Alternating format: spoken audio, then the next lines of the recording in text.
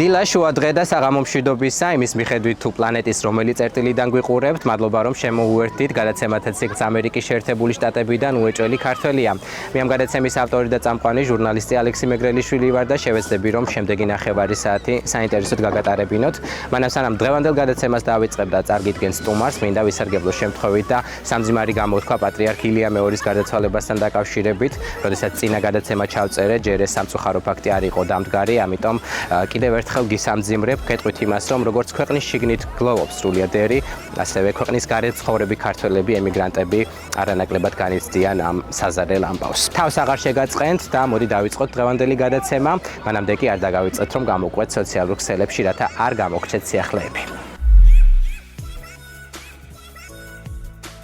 ჩემი დღევანდელი გადაცემის სტუმარია ერთი ჩვეულებრივი ემიგრანტი ქალი, რომელიც ვერ იტანს ვერც ჟურნალისტებს, ვერც კამერებს, თუმცა დღესაც ჩემი გადაცემის სტუმარი მაინც არის. შეიძლება ითქვას, რომ ბევრი წელია ყვითელი პრესა დაძდევს ინტერვიუზე, თუმცა არავის თან ხვდება ის ტელეეკრანებთან არასდროს გამოჩენილა და მათ შორის არც მე თან ხვდებოდა, თუმცა აი რასაც ქვია გადავეკიდე, რომ იტყვიან და მაინც დავითანხმე დღევანდელ ინტერვიუზე. არსებობს რაღაც გარემოება, რის გამოც ვფიქრობ, რომ მისი ამ გადაცემაში სტუმრობა მაყურებლის, ანუ თქვენს ინტერესს ერთი-ორა დაამაღლებს. თუ რატომ ამას თვითონ გეტყვით, გამარჯობა, მივესალმები ჩემი გადაცემის სტუმარს მაია სურამელაშვილ კვესელავას. როგორ ხართ? კარგად, თავად. კარგად, მადლობა.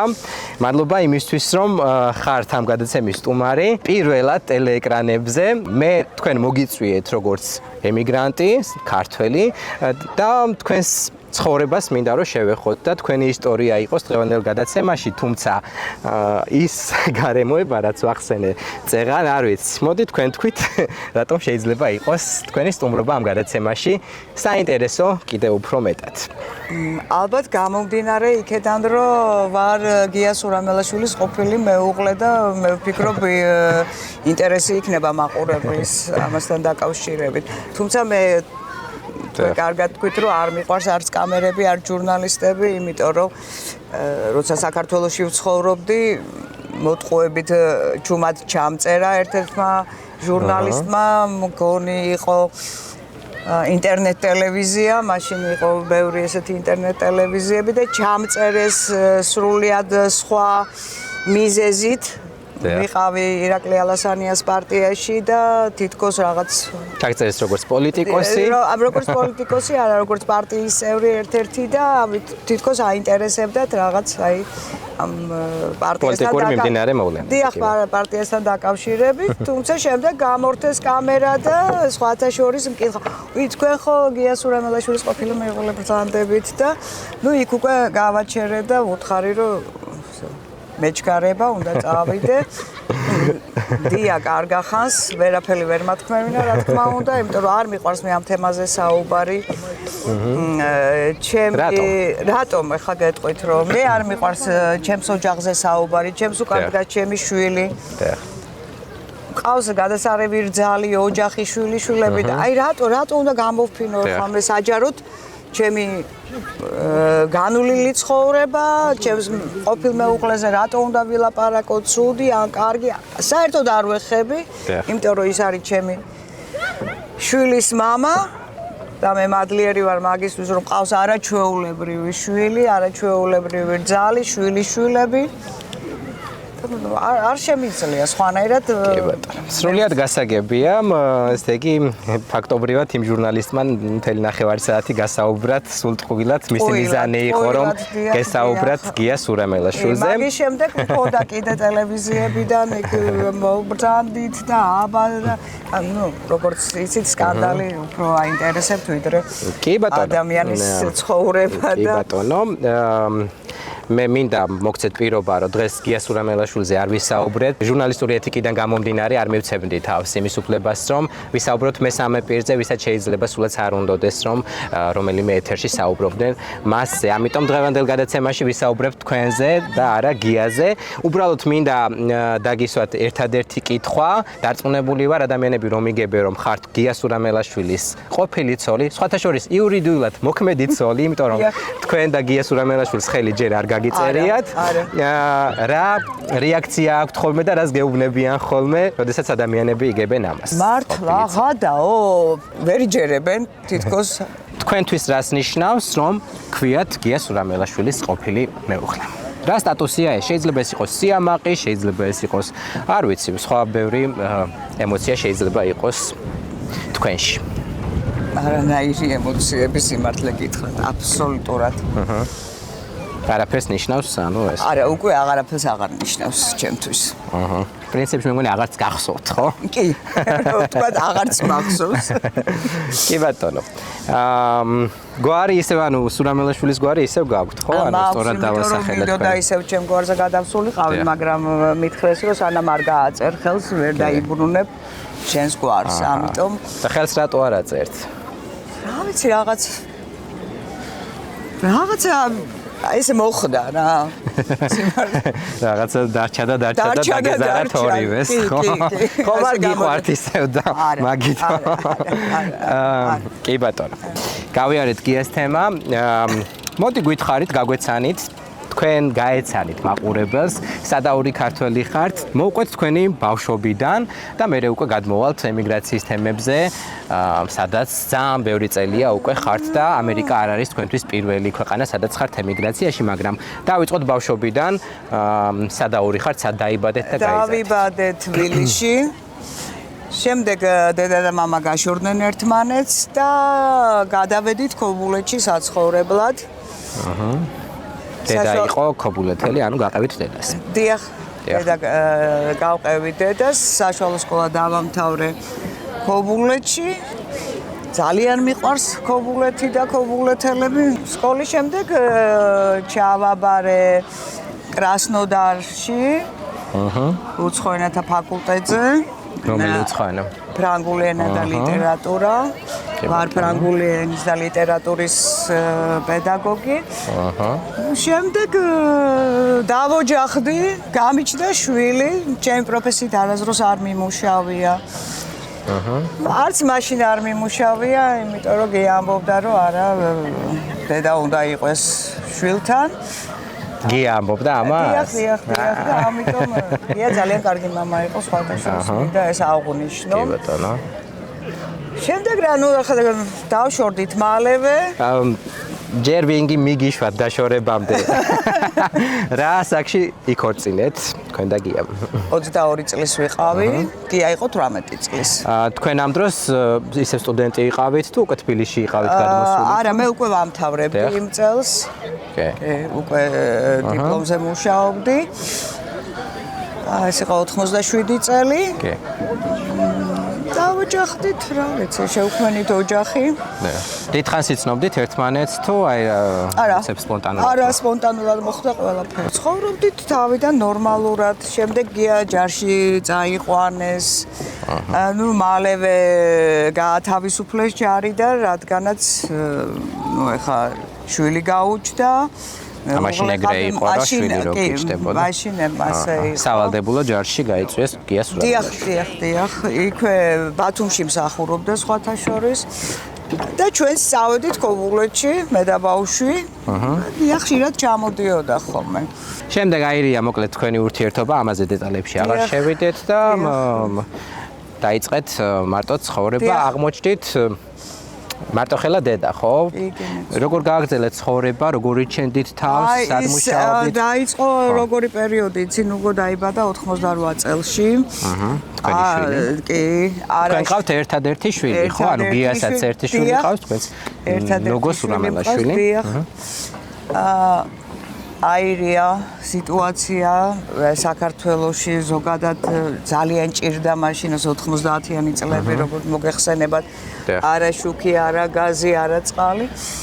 ჭირდა ცხოვრება ერთი სიტყვით და გადავწყვიტეთ მოსკოვში წასვლა. მარტო წავედი ჯერ, მერე დედა წავიყვანე, მერე ნუგო წავიყვანე. შემდეგ დედას ინსულტი დაემართა ორჯერ მოსკოვში და მთხოვა რომ მე აქ გარდავიცულები, თქვენ მე არ წამიღებთ საქართველოში და მოდი წამიყვანეთ გარდავიცვალო ჩემს ქვეყანაში. ესე წამოვედით იქედან რა. ყველანი წამოხვედით, ანუ დედა არ გამოუშვით მარტო. არა, რა თქმა უნდა, იმიტომ რომ დედა ორჯერ ნაინსულტარი იყო. მიხედვა უნდა და იქენაცო. თქვენ დაძმა ყავთ? არა, და მე როცა ჩამოვედით, მესამე ინსულტი საქართველოში დაემართა. იმდენად მძიმე, რომ ვეღარც საუბრობდა უკვე რა. სადღაც წელიწადი და 3 თვე ვიყავით აი ესეთ მდგომარეობაში. კი ბატონო. და აღმოჩნდით სრულიად მარტო. ეს ძალიან მძიმე მომენტი იყო ჩემთვის დედის გარდაცვალება. იმიტომ რომ სრულად დამოკიდებული ვიყავი დედაზე, რაღაცა სხვა ურთიერთობა გვქონდა, დედაც იყო, მამაც იყო, ძმაც იყო, მეგობარიც იყო. და როგორ გიხართ, ჩემი საყრდენი იყო. ემოციურ საყრდენზე გულისხმობთ და არა დაუშვათ ფინანსურზე და ასე შემდეგ. ფინანსურიც, ემოციურიც, აი ყველანაირი ყველანაირად დაობლდით მოკლედ. და იმედენად არ ვიყავი ამ დამოუკიდებელ ცხოვრებას შეჩეული, რომ დავიბენი, რომ აი რა უნდა, აი ახლა რა უნდა გავაკეთო. ხართ რამდენი წლის ამ დროს? 35-ის. კი ბატონო. გავაგრძელე ცხოვრება ისევ, დავიწყე მუშაობა, მუშაობდი დოლარით. რამდენიმე წელი ვიმუშავე და შემდეგ უკვე საბავშვო ბაღში. მუშაობდი მე-15 საბავშვო ბაღში თბილისის. შემდეგ ჩემმა შვილებმა სიურპრიზი მომიწყეს, ერთი დღეც არის და გამომიცხადეს ჩვენ ემიგრაციაში მივდივართ.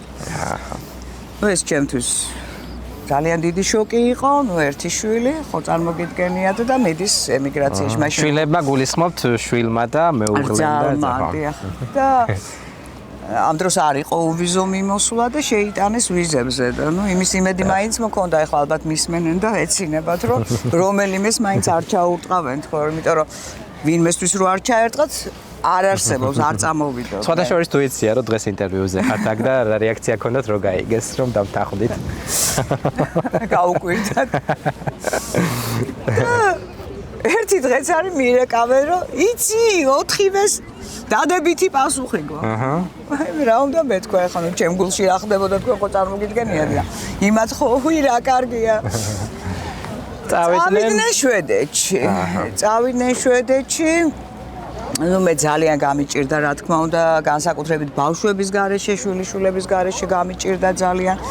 ძალიან განიცდიდა ლიკა პატარა, იმიტომ რომ აი უყვარვარ, მართლა სიგიჟემდე უყვარვარ ბავშვს და შვილი ყავთ? 2. ბიჭი და გოგო. მომისრო ამ უვიზო მიმოსვლამაც და დავპირდი სხვათა შორის, რომ ბებო 25 მარტს არის დაბადებული, შენს დაბადების დღეზე მე შენთან ვიქნებ. შევასრულე პირობა 25 მარტს ჩავფრინდი სტოკჰოლმში. 2 კვირა დავყავი იქ და რო წამოვედი, ახლა რო შევხედე ჩემი რძალე, დილის 5 საათზე დგებოდა, გვიან მოდიოდა, რა დღეში იყოს დალაგებები რაღაცები. აი ვიფიქრე და დაიწყეს ბინის მშენებლობა. და მოდი ვიფიქრე დავეხმარები, მეც თქო რომ შეუმსუბუქებ ამ ტვირთს, რომ უცებ მორჩნენ ამ ბინის მშენებლობას, თქო და რაღაცა გადავწყვიტე, მოდი წავალ ისრაელში. ხა როგორც მოგეხსენებათ, ისრაელში მოხვედრა ცოტა რთული რაღაცაა, მაგრამ რა ავიღე ბილეთი. ლექსო ავიღე ბილეთი და წავედი. და თქვენ წარმოიდგინეთ, რომ ისე შევედი ისრაელში. არავის არც ერთი შეკითხვა არ დაუსვია, რომ რა ერთი მითხრეს რატო ჩამოხვედი, მე ვთხარი მოსალოცად ჩამოვედი. 7 თვე დავყავი, 7 თვეში სახლში მოვიდა საემიგრაციო სამსახური და დაგვადეპორტეს ერთი სიტყვით რა. თქვენ და სხვა ქალებიც ემიგრაციაში ერთად ცხოვრობდით. შემდეგ ჩამოვედი საქართველოში, უკვე ვეღარ გავჩერდი საქართველოში, სიმართლე გითხრათ, წავედი შვედეთში. შვედეთში ვიყავი სადღაც 2 წელი. ნუ იქაც დალაგებები. სხვა პერსპექტივა ქართველებს ან არიან მოულელები, ან დამლაგებლები, მაგრამ შვედეთში როგორც ასეთი მოულელები არ ჭირდებათ, იმიტომ რომ სასწაული მოხუცად თავშესაფრები აქვთ, ალბათ არ ვიცი, მსოფლიოში პირველია ალბათ. მე და ჩემმა მეგობარმა გადავწყვიტეთ, წამოვსულიყავით ამერიკაში.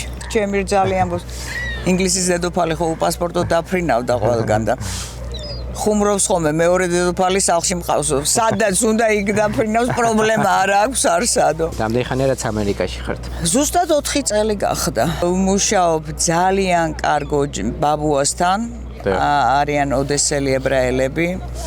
ძალიან კარგი ხალხი, აი მაგაში ძალიან გამიმართლა. დილით მივდივარ, საღამოთი მოვდივარ. ეს არ არის 24 საათი. არა 24 საათიანზე ნამდვილად ვერ გავძლებ, იმიტომ რომ სხვისი ცხოვრება არ შემიძლია. თავისუფლება ჩემთვის მთავარია. ნიუ-იორკი როგორი ქალაქია თქვენთვის? ქალაქი, რომელიც მე მიყვარს მეგაპოლისები, მე ლომი ვარ ზოდიაქოთი და ზოგადად მიყვარს. ლომებს უწერია ზოდიაქოში, რომ აი მეგაპოლისებისთვის არიან დაბადებული. აი ეს რითმი რომ ესმის ქალაქის.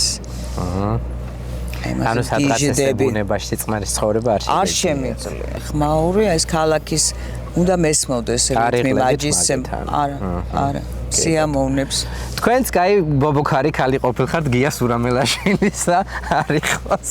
რაღაცების შემთხვევით არ ხდება მე მგონი. დღეს აი რა გაბედნიერებთ ყველაზე მეტად? დღეს მაბედნიერებს ჩემი ოჯახი, ჩემი შვილი, ჩემი რძალი, ჩემი შვილიშვილები, ჩემი მეგობრები. შვილიშვილები უკვე დიდები იქნებიან, ხო? გოგო ხდება 13 წლის 25 მარტს და ბიჭი ხდება 28 მარტს 19 წლის. სხვათა შორის მინდა აღვნიშნო, რომ ამერიკაში სწავლობს. რა პროფესიას ეუფლება? ფინანსები და ქვეყნებს შორის სავაჭრო ურთიერთობები. თქვენ როდემდე აპირებთ ამერიკაში ცხოვრებას და თუ გეგმავთ სამშობლოში დაბრუნებას? სამშობლოში აუცილებლად უნდა დავბრუნდე, ორი აზრი არ არსებობს, იმიტომ რომ მე საქართველოს გარეშე არსად არ შემიძლია ცხოვრება. როდის ეგ არის ამბავი? ფინანს ვიშენებ და როგორც კი ჩაბარდება, მაგ დროისთვის უკვე გავემგზავრები. მინდა კითხოთ სიყვარულზე, დღეს თუ ხართ შეყვარებული, ან თუ გიფიქრიათ იმაზე, რომ დაუშვათ თქვენი ცხოვრება, პირადი ცხოვრება დაგეკავშირებინათ გიას შემდეგ ვინმესთვის? არა სხვათა შორის, არასდროს. რატომ ამას აი ტაბუ დაადეთ და აღარც გიფიქრიათ ამაზე, აი თუ უბრალოდ არავინ გამოჩენილა ისეთი, ვინც ღირდა ამათ? რო გითხრა ხა თაყვანისმცემლები არ მყავდა მეთქი მოგატყუებ, ახლა ტყუილი იქნება, მაგრამ არა. გეზარებათ? კი არ მეზარება, აი მეორედ შეცდომას კიდევ აღარ დაუშვებდი უბრალოდ რა. იქნება აღარ იყოს შეცდომა. აი ეგ სამკითხაო ან ასე რომ და თავს აუტკივარ თავს აღარ იტკიებთ, ესე დავარქვათ? იცი რა კარგად აბურძნობ თავს ჩემი თავის უფროსი. არა. ალბათ შეჩვევაც არის, იცი? ეჩვევი უკვე. ასე ცხოვრებას და ამდენი წელი რო ესე ხარ, ვიღაცასთან ერთად ცხოვრება ცოტა რთულია. კი ბატონო. არ ვიცი ახლა ჩემთვის ასეა. ანუ მზადაც არ ხართ ახლა აი ამ გადაცემაში რომ დაგინახოთ ვინმე ვისაც ვინ შეიძლება თქვენზე გადაირიოს, აი სრულიად ასე ვთქვათ. ჩემზე ამ ბებერქალზე. არა ეგ არა სამართლიანი შეფასებაა ეგ თქვენი თავის მიმართ. ოდერა კი აღარაო. ასაკს არ გითხავთ. არც უმალავს 61 წლის. კი ბატონო, 61 წლის ხართ, ყველაფერი ახლა იქნება დაიწეროს სასიყვარულო ისტორიები. ნახოთ, ყველაფერი ხდება. კი ბატონო. ყოველ შემთხვევაში ესე კაც უარზე არ ხართ, მოკლედ, თუ ცხოვრებამ რაღაცა საჩუქარი გამოგიგზავნათ. ყველაფერი უფისნება. თუ არსებობს ადამიანი, ვის მოწოდებულ წყალს უდაბნოშიც არ შესვამთ? არა, ჩემ ცხოვრებაში ასეთი ადამიანები არ არსებობენ. ალბათ არ არსებობს ადამიანი, ვინც ბულინგის მსხვერპლი არ გამხდარა. ბულინგის პირისპირ მსხვერპლი აღმოჩენილ ხართ თუ კარგი მოპასუხე ხართ და მყარი ნერვები გაქვთ? ძალიან მყარი ნერვები მაქვს, ზოგადად არ ვყვები ხოლმე. შემიძლია გავჩუმდე, მოусმინო. არ მიყვარს ეს, ვიცი რა. ანუ თავს არ დაიბულინგებთ ვიღაცის მხრიდან, ხო? არა, შემიძლია. კარგი პასუხისგაცემა შეგიძლიათ. შემიძლია. სიტყვები ქალური ბედნიერება რას ნიშნავს თქვენთვის და როდის იგრძენით ბოლოს? ჩემთვის როგორც დედისთვის და ბებიისთვის ეს არის ქალური ბედნიერება. ძალიან ბედნიერი ვარ ჩემი შვილით, ჩემი შვილიშვილებით. ამაზე დიდი ბედნიერება არ არსებობს მე მგონი. და სულ იმას ვამბობ ახლა ჩემს შვილიშვილებს რომ უყურებ, ამად ღირდა ცხოვრება. დღეს აი ისე რო გეკითხებიან როგორ ხარო, ყველაზე გულწრფელი პასუხი რა არის ხოლმე? ძირითადად როგორ ხარ და როგორ ხასიათზე ხარ? კარგად. მე სულ კარგ ხასიათზე ვარ. მშვენიერი. ცხოვრებაში თავი მოტყუებულად თუ გიგრძნიათ? თუ ფიქრობთ რომ მოგატყუეს? გინდათ ამაზე საუბარი თუ არა? ეს იყო პირად ურთიერთობებში თუ მეგობრობაში თუ აი რა მიმართულებას გულისხმობ? იყო მეგობრობაშიც, იყო პირად ურთიერთობებშიც. მაგრამ ტყუდებოდით და მე გვიან მიხვდით რომ მოტყუებული იყავით თუ აი როდესაც ვინმე ცდილობს რომ მოგატყუოთ, მაშინვე კარგად ასე კარგი ალღო გაქვთ. ვიცი რა მატყუებენ, ვიცი რომ მატყუებს, მაგრამ თავსაჩვენებთ რომ თავსაჩვენებ რომ მე ამის მჯერა. გასაგებ. მაგრამ მე ხო ვიცი რომ ეს ტყუილია. შვილს რა მთავარი ღირებულებები ასწავლეთ, აი როგორ გაზარდეთ, რა ჩაუნერგეთ მთავარი? სიკეთე. 38 წლის ხდება და დღემდე აი ესეთი სიკეთით სავსე ბიჭი გავზარდე. კეთილი ძალიან. ადამიანის მოყვარული. უბოროტო. ხელში რო დროის მანქანა გეჭიროთ, ცხოვრების რა ეტაპზე გადაახვევდით? ალბათ არც ერთზე. ანუ დარჩეს იქ სადაც არის. კი ბატონო. ეს ყველაფერი უფლისნება იყო. ყველა ადამიანის ცხოვრების გზა უფლისნება, თუმცა ჩვენ შეგვიძლია ბევრი რამე შევცვალოთ. მე სიმართლე გითხრათ, ბედნიერი ვარ და კმაყოფილი ვარ ჩემი ცხოვრების. კი იყო ცხოვრებაში ისეთი პერიოდები, მაგრამ მარტო ჩემ ცხოვრებაში არ ყოფილა, თვითონ ქვეყნის ცხოვრებაში იყო ეს პერიოდი, რომ ძირითადად მთელერს უჭირდა. და ჩვენც მეც მივეკუთვნებოდი მათ სიაში რიგებში სიაში ვიყავი და უბრალოდ ხო, მაგრამ ეს წარსულს ჩაბარდა და მადლობა ღმერთს, რომ ყველაფერი გამოსწორდა და მე მინდა ეხლა ვიცი საქართველოში რა სიტუაციაც არის, უჭირს ხალხს ძალიან და აი მინდა რომ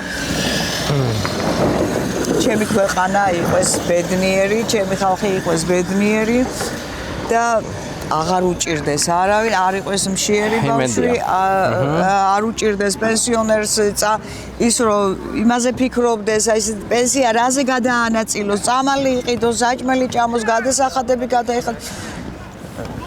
ეს არ მინდა. აი გიждები აქაურ მოხუცებს რო უყურებ რა და ხანდახან ვფიქრობ რომ ყველაფერი აქვს, უფასო ექიმი, უფასო წამალი, უფასო მოულელი, უფასო მომსახურეობა. როგორ ტკბებიან ცხოვრებით, როცა ტკბებიან ცხოვრებით და ასაკში რო შედიან უკვე ფიქრობენ სად იმოგზაურონ. წელიწადში 3-ჯერ 4-ჯერ დადიან სამოგზაურო და მეცოდებიან ჩვენი მოხუცები რომ რა დააშავეს. იმათმა რა არის შრომეს? არაშენეს ჩვენი ქვეყანა.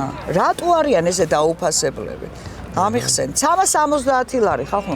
არ ვიცი, დასინიან ხალხს, ხო? ამნეზია რო დაგემართოთ, ცხოვრების რა ისტორიის გახსენებას აღარ ისურვებდით? ალბათ მაგ პერიოდის 90-იანი წლების. არა, თქვენი ცხოვრების. ქვეყნის ისტორიაზე არ გეკითხა. ხო, მე მაგ პერიოდში მიჭირდა ძალიან. მაგ პერიოდის გახსენებას ნამდვილად არ ვისურვებდი. ყველაზე ცუდი პერიოდი იყო ჩემ ცხოვრებაში. თქვენ რა უარყოფითი თვისებები გაქვთ? რასაც ხშირად იჭერთ ხოლმე თქვენთან. ბევრი. თავარი? უიმე. აი რო ებრძვით ყოველდღიურად, რო რა. ვებრძვი, აი მაგნეჩვევა რო გაქვთ. აი ძალიან ემოციური ვარ, ხანდახან ვიცი უაზროდ რაღაცის თქმა, რასაც მე ძალიან ვნანობ. კონფლიქტური ხართ?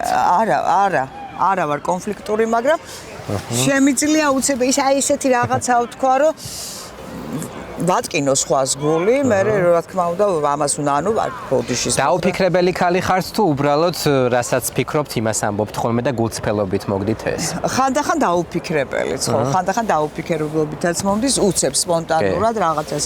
აი ამოვიძახებ ხოლმე და მე რო გრძნობ რომ ვტკენ ადამიანს გულს, ბოდიშის მოხდა უპრობლემოდ შემიძლია ბავშვი. ცოტა ხისტი ხართ, ესე იგი. კი. ცხოვრების ჭაპანს როგორც ქალი ეზიდებით თუ ცხოვრება მამაკაცის ფუნქციებით შეგითავსათ?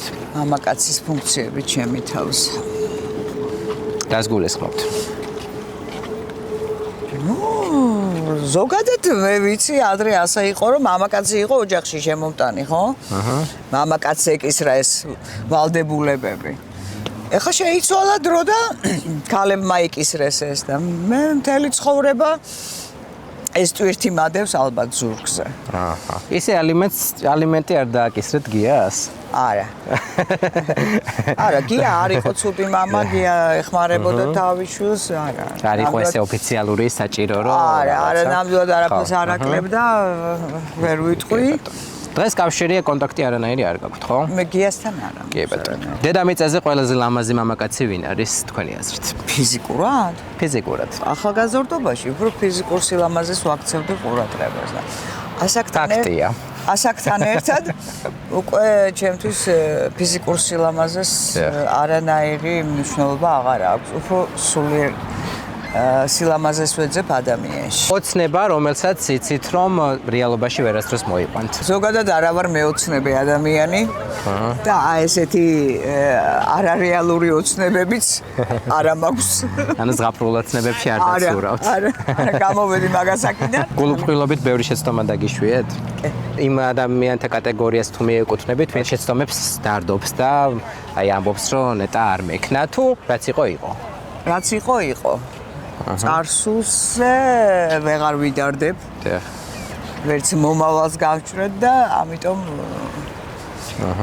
დღევანდელი დღით რაც ამაქვს იმით უნდა დავკმაყოფილდე და მადლობა უფალს ყველაფრის. კი ბატონო. ყველაზე მთავარი მოულოდნელობა ცხოვრებაში რა შეგხვდათ?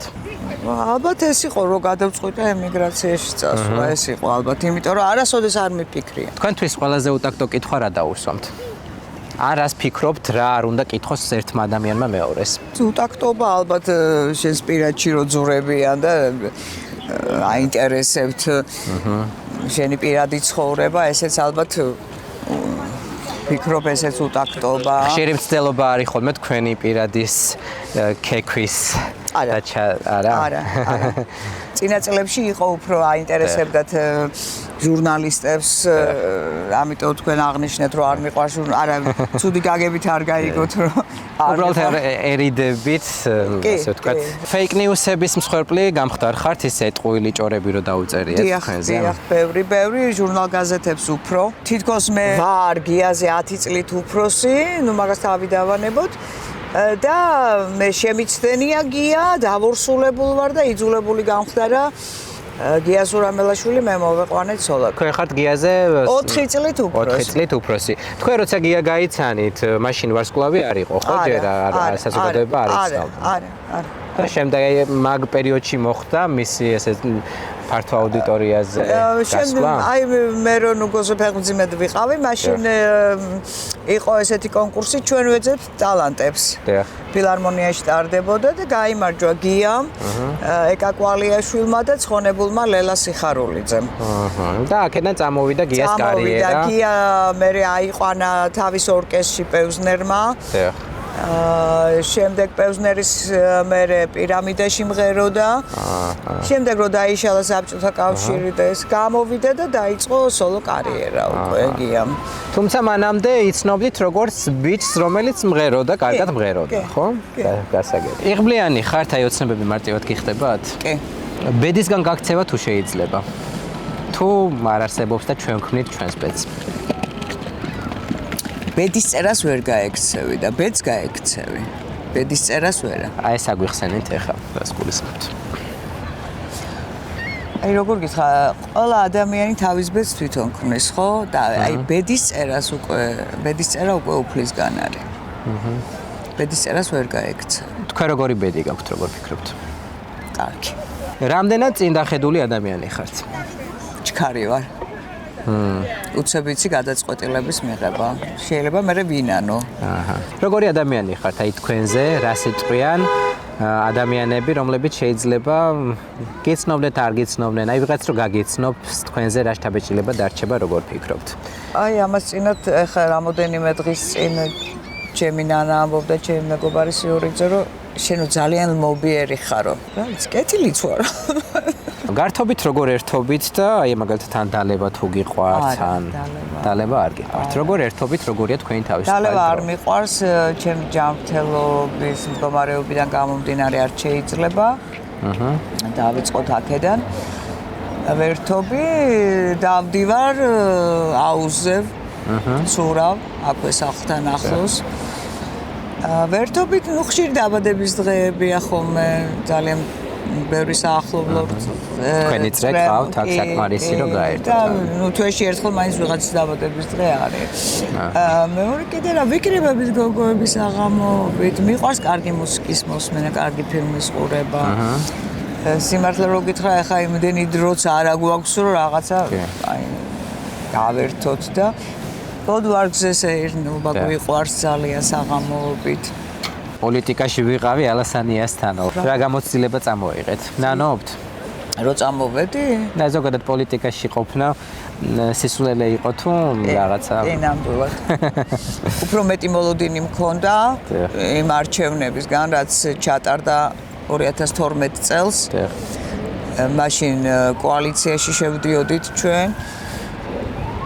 თუმცა მალევე დამემსხვრა ეს ილუზიები რა. და ეგ ილუზიები ვინ აგიშენათ? საიდან ასე ვთქვათ, ვინ შთაგაგონათ რომ წინა საარჩევნო პირობები როგორც ხდება ხოლმე. ჩვენი ინტერვიუ დასასრულს უახლოვდება, რამე ხომ არ არის ისი დამატებაც გინდათ, შეიძლება გინდოდათ რომ მეკითხა და არ ვიკითხე და დაგემშვიდობებით. არა. კარგი იყო. ხომ არ ნანობთ დღევანდელ ინტერვიუზე რომ დამთანხმდით? არა, ნამდვილად სასიამოვნო იყო თქვენთან ურთიერთობა. მადლობა, ნახოთ. თქვენთვის არ ვიცი როგორი რესპონდენტი გამოვდექი. საკმაოდ საინტერესო და დარწმუნებული ვარ რომ მაღალ რეიტინგს დაწერთ, იმიტომ რომ ყველა საინტერესებდა თქვენი ვინაობა და შევეცადეთ იმ შეზღუდულ დროში, ქრონომეტრაჟში რაც გვაქვს, ასე თუ ისე გამეცნო თქვენი თავი მაყურებლისთვის. დაგემშვიდობებით მაშინ, უღრმესი მადლობა იმ დობისთვის, რაც გამომიცხადეთ, იმიტომ რომ მართლა პირველად ხართ ტელეეკრანებთან და გისურვებთ თქვენი ოცნებების ასრულებას, რაც გულში გაქვთ და მალე დაბრუნება სამშობლოში. ასეთი იყო დღევანდელი გადაცემა, მე გემშვიდობებით ერთი კვირით. არ დაგავიწყეთ რომ გამოგვიწეროთ YouTube-ზე და სხვა სოციალურ ქსელებზე, რათა არ გამოგჩეთ სიახლეებით. გემშვიდობებით ერთი კვირით დროებით.